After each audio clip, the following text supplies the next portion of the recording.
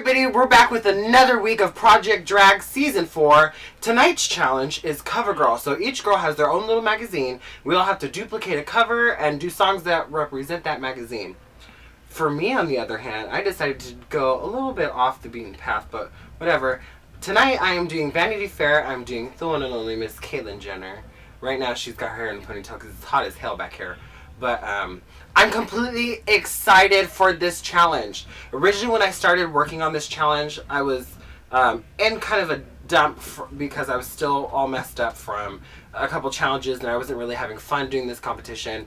But I decided to take it into my own hands and say, screw it, do yourself and not try to be exactly what they're looking for. And so after doing that, I felt like there was a huge release of stress, and I feel a lot better with what I'm doing, and I'm actually really excited to do this challenge. I haven't been excited for a challenge since Do You. Introduce the challenge.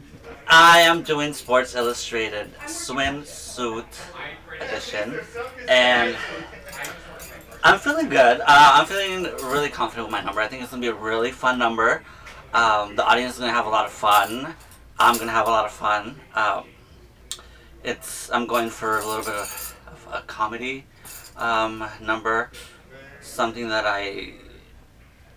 not used to, but I've done here and it works really well. When I did my olive oil, people loved it. So I didn't know it was funny, so I'm gonna take that and run with it. The only thing is I had a really hard time kind of trying to make my number scream Sports Illustrated. I'm doing Time magazine. I'm so stressed today. Whatever. I'm doing Time. Yeah, it's kind of like unraveling. Mm-hmm. So if I'm on the bottom, ooh, you know why? I was originally gonna do something else, like with what you're gonna see today, but I came up with this one. I'm just like, okay, I hope this one sticks. I hope they like it. Last week I was in the bottom with Hollywood. She's my big fish, and it sucked being in the bottom and to send her home. It was a really nasty feeling, and honestly I would have been okay if it was me going home against her. But I'm glad I'm staying. But it's a really shitty feeling being in the bottom. It just, all those emotions going through your head, and you know, what could have I done different? And, you know, speaking last week in the interviews, I just felt like, you know, what if I don't get it next week? And last week was like, you might not get it next week. And it was like reality for me. It was a tough challenge. Honestly, any of those girls could have been in the bottom and any of them could have been in the, safe. Any of them, I feel. It was a really tough challenge. I felt like a lot of the girls really looked like Faith Evans at all, except for Lucky. I feel like she's the only one who gave a little bit of effort. Their looks, costume-wise, was amazing, but I mean, like, maybe makeup. I don't know. Maybe I'm wrong. But, so I don't know. I felt like everyone had fair chance, and when it was just Hollywood and Jessica, I was like, oh, okay, that's who Tony picked. And yeah, Jessica, she just had more energy than Hollywood. I feel bad that she's gone now. She's like one of the ones who, she's right next to me getting ready every time. So I feel like we've kind of talked the most out of most of the girls here. So looking around the room, I felt really good coming into this, and now I'm a little bit shook up, but not too badly shook up. Caitlyn Jenner's Vanity Fair outfit was not that extravagant, so I'm completely fine with that. But looking around the room, at one point there was like this production crew that came up with props and a million fucking things.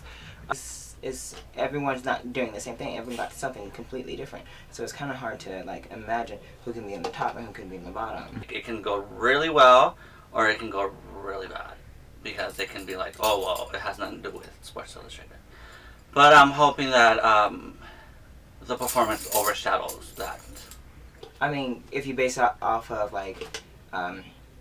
how things have been going, Roxy, Selena top, and everyone else could be in the bottom. I mean, they're really great, and they're definitely the threats. I'm glad Jessica did not do a Marie Antoinette look for Vogue. Everybody and their fucking mother does it. Well, I have not done it yet, but people have the Marie Antoinette. I do it for Queen. I'm really glad that she's not taking that route of the Marie Antoinette. Though I kind of feel like it is a very similar, the big gown, but I'm excited to see what she's doing.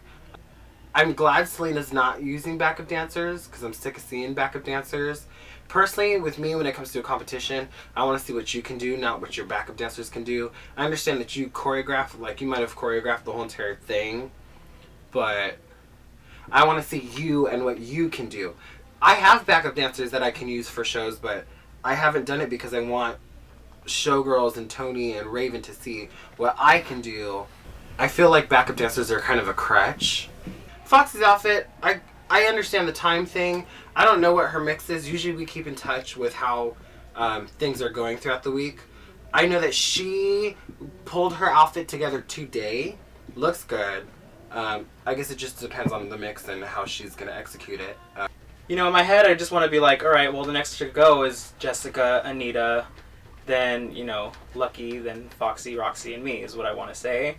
But we'll see what happens tonight. I don't know the lip sync song. We got it, and I haven't had time to look at it, so, and it's not an excuse, but it's the reality of it right now, and I don't know the song, so hopefully I don't have to lip sync tonight. So I'm gonna go out there and sing my little heart out.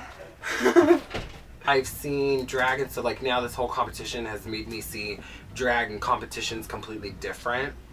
I had to go back and really rethink about